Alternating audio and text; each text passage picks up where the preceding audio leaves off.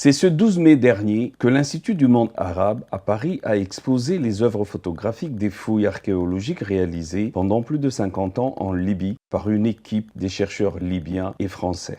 Bienvenue à Lima pour cette exposition Libye, patrimoine révélé, qui est consacrée au patrimoine libyen, mais également à sa préservation et au dialogue scientifique et culturel qui unit la France et la Libye depuis plus de 50 ans. Ce titre de patrimoine révélé dit beaucoup de ce que nous célébrons ici ce soir, c'est-à-dire à la fois des vestiges, un savoir qui a longtemps été resté dans l'ombre, mais aussi la vitalité d'une coopération scientifique et humaine.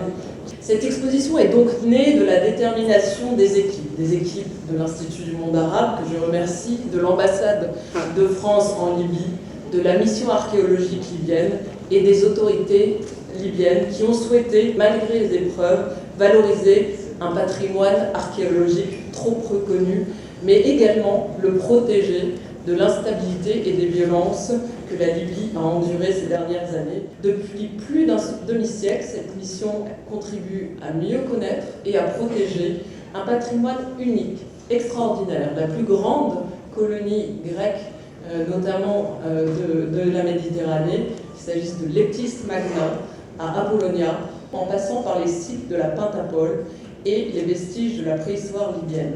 La reprise des fouilles à Apollonia en 2024, après 12 années d'interruption, puis la nouvelle campagne ouverte en 2025 et la mission exploratoire menée tout récemment à l'Eptis Magna ont donc redonné l'espoir, tous les titres de valeur à ce patrimoine méconnu.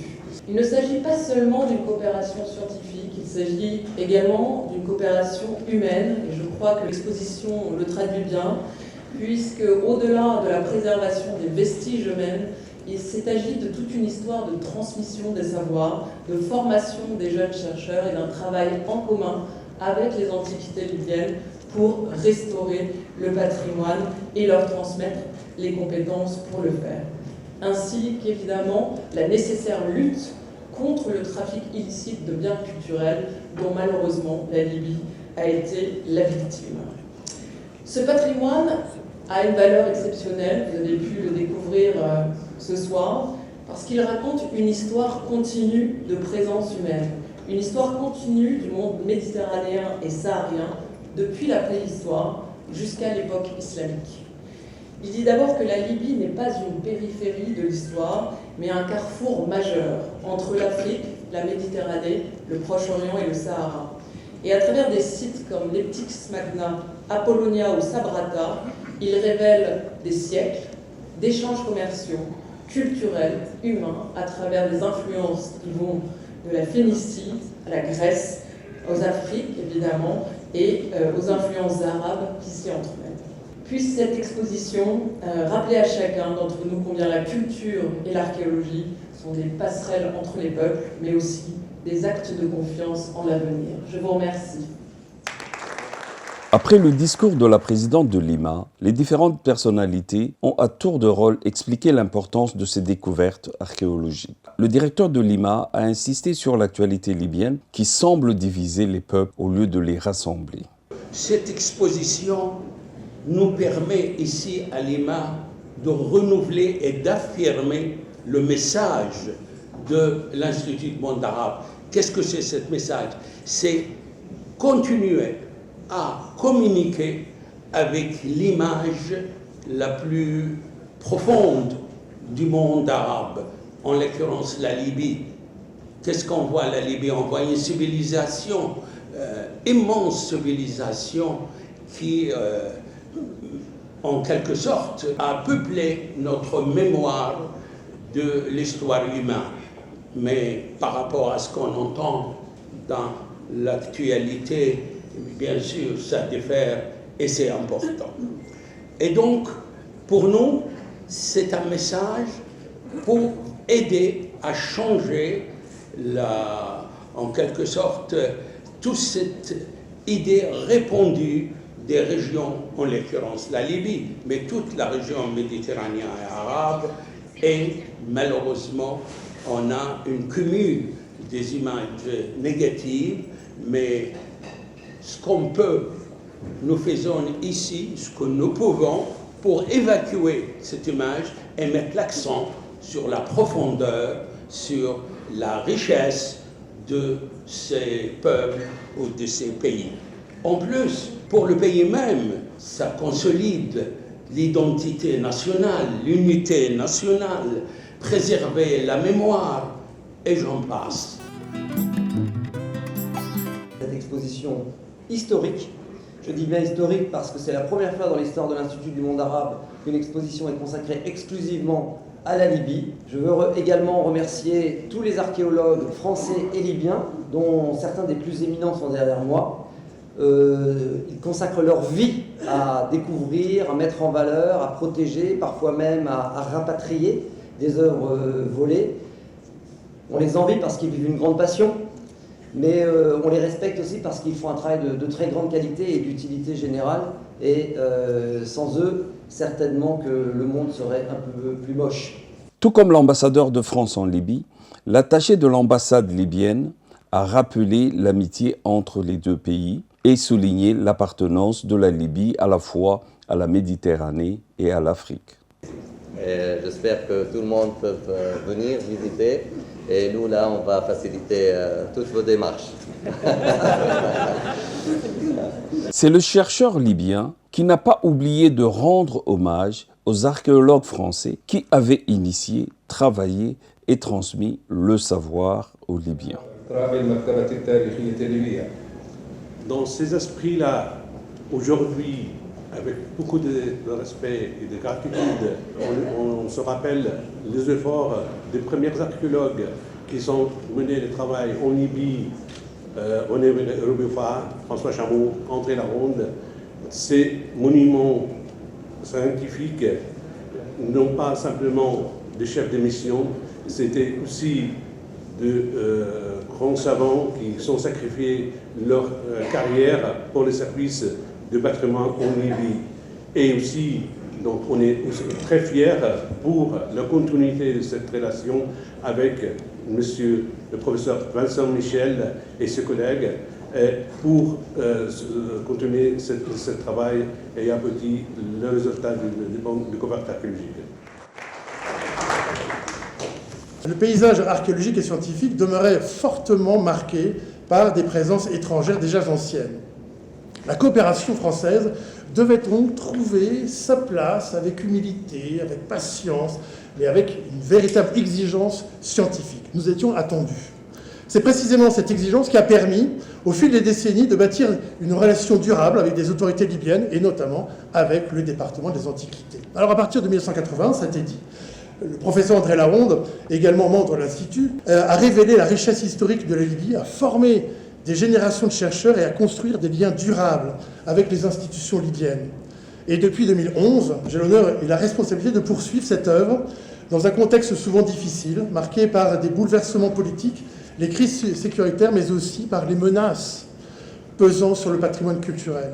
Ces fouilles viennent d'apporter plus de lumière sur une partie du passé du territoire libyen qui était jusque-là flou. L'exposition, en fait, est née d'une volonté commune entre l'ambassade de France en Libye et Anne-Claire Legendre, donc la directrice générale donc, de l'Institut du monde arabe. En fait, à chaque fois qu'un diplomate part à l'étranger, et notamment en Libye, eh bien, j'essaie toujours de le rencontrer avant.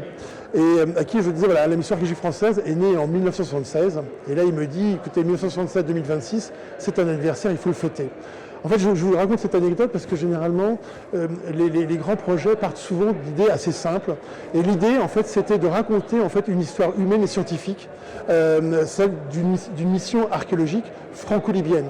Et c'est vrai que ce n'est pas vraiment une exposition sur la Libye, ce n'est pas une exposition sur une sorte de la mission française en Libye, mais c'est vraiment une coopération franco-libyenne en Libye, à travers tous les aspects.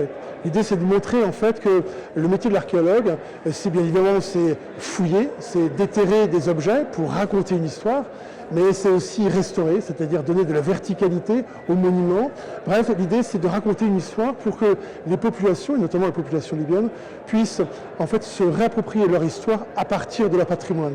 Et c'est vrai que pendant des décennies, en fait, cette population libyenne a été plongée un peu dans l'ignorance. Et l'idée, c'est justement, en luttant contre l'ignorance, eh bien, c'est faire en sorte que voilà, cette population libyenne prenne conscience de la richesse assez incroyable de leur patrimoine.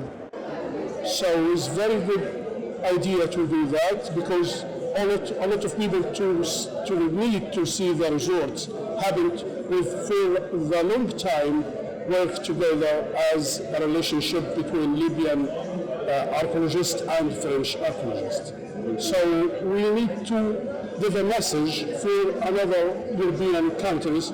We opened our country to work with any nation, any significant nation from any university to work with us, to help us to find more information about the rich heritage in Libya, and we need to some help from them because different level for significant between us and them.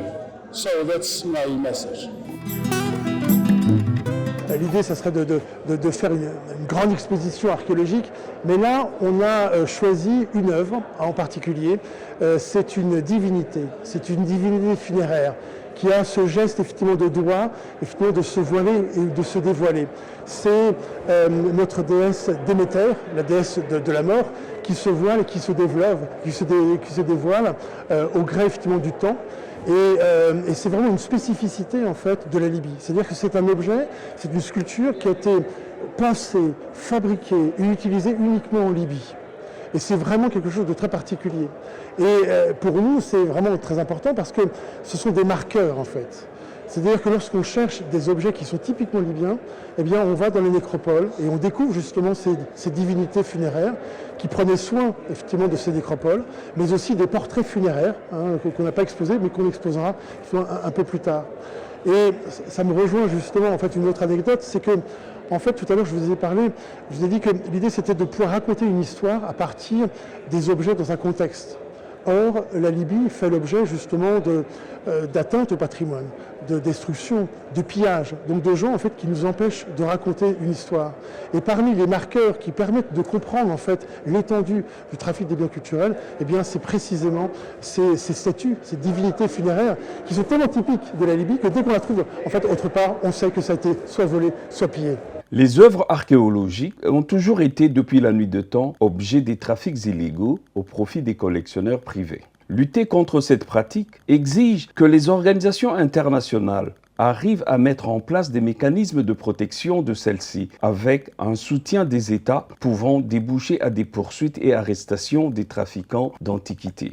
La rencontre de Kinshasa relevait effectivement de ce cadre. L'une de mes grandes activités, c'est de lutter contre le trafic des biens culturels et de faire en sorte que, eh bien, on puisse avoir une approche interdisciplinaire et une approche transversale. C'est-à-dire l'idée, c'est de mettre ensemble policiers, douaniers, magistrats et archéologues ensemble.